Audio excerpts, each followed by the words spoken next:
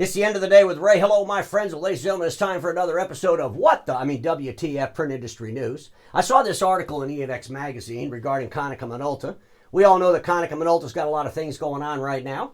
They got that joint venture going on with Fujifilm. They're going through this structural reform.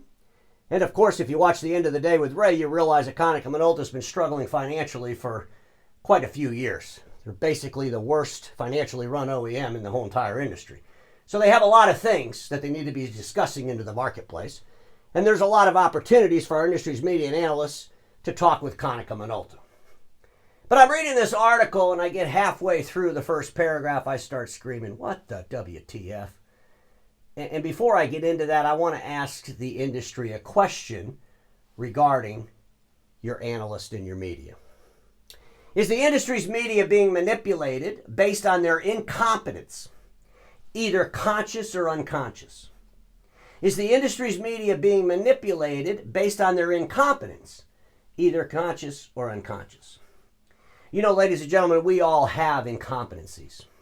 I have my incompetencies, quite a few of them. You have your incompetencies. Our media has their incompetencies. And a lot of times these incompetencies we're unconscious to. That's why we still have them. We're unconscious to these incompetencies. But as we grow, as we learn, as we develop our skill, our vocation, we start becoming conscious to some of our incompetencies. And when we start to become conscious to incompetency, that's the alarm bell to learn more, to look in new places, to go where you've never gone before, expand your mind, turn that incompetence into competence. So I'll ask one more time and I'll get into today's episode. Is the industry's media being manipulated based on their incompetence, either conscious or unconscious? I'm reading this article. Let me start out with the first paragraph. Konica Minolta Business Solutions president convened a hastily assembled, updated call with the press and analysts early Monday. Part of his objective was to dispel some misinformation regarding the OEM that had been circulating certain outlets. So the CEO, President of Americas for Konica Minolta, puts together a hastily called meeting with the industry's media and analysts to talk about some misinformation about the OEM being delivered through certain outlets. I read that and I was like, what the? I mean, ladies and gentlemen, here's what I said. I put it in red. Who in the hell are these certain outlets putting out misinformation? And what the hell is the misinformation? I mean, when I come to the marketplace every single day and deliver information to the marketplace, I want to make sure none of that's misinformation, right? I mean, I work hard to make sure I don't put out misinformation. And I'm thinking if there's some outlet out there putting out misinformation about Konica Minolta, well, that's terrible. And I'm thinking I'm going to read about this in the article. I'm going to find out what the hell the misinformation was. But I'm reading this article. I got to be honest with you, folks. They didn't talk about any of the misinformation. They mentioned erroneous information, but they never highlighted what the erroneous or misinformation was, and that was kind of upsetting to me. And they also didn't say who the certain outlets were. Who are these certain outlets putting out misinformation regarding Konica Minolta?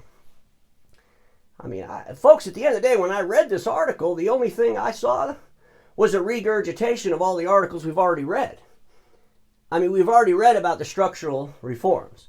We've already read about the Fujifilm Konica Minolta joint venture.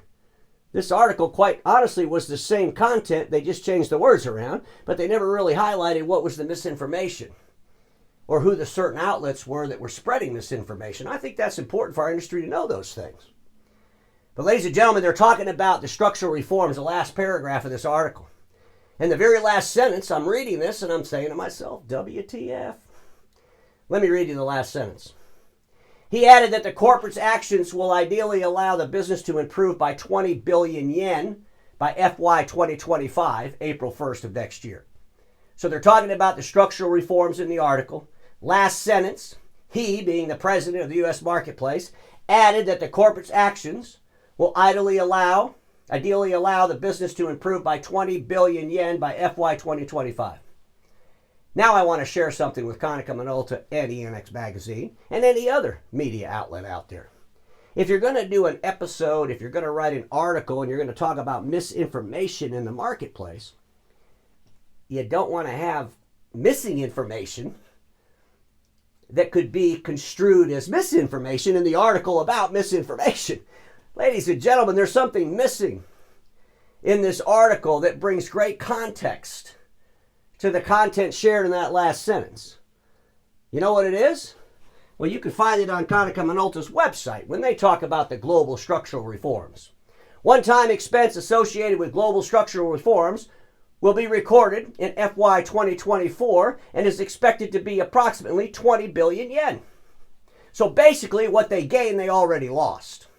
So ladies and gentlemen, over here, they talk about they're going to gain 20 billion in FY 2025, but they forget to tell you that they're going to lose 20 billion in FY 2024. Kind of interesting, isn't it? Is that missing information? Is that because the analyst or whoever was writing the article didn't ask the right questions? Were they unconsciously incompetent to understanding Konica Minolta's financials and where they're really at in the world today? And more importantly, where they're going to be in 2025? Konica Minolta, in our industry's media and analysts, I'm going to throw something out there to you. I want to help you. You know, at the end of the day with Ray, my platform has had a lot of success and I want to give back to the community. Konica Minolta, I wanted to show you some numbers because I tell you right now, if there's certain outlets out there giving misinformation about Konica Minolta, you need to come on the end of the day with Ray. Because when I do episodes regarding Konica Minolta, they're actually my most watched episodes for some reason. And that episode I did regarding Fujifilm and Konica Minolta, 30,374 views on LinkedIn that week, and I only published a couple of episodes. Big numbers. Most of those were around that Fujifilm episode. That Fujifilm Konica Minolta episode on YouTube had over 3,400 views. It was shared like 87 times.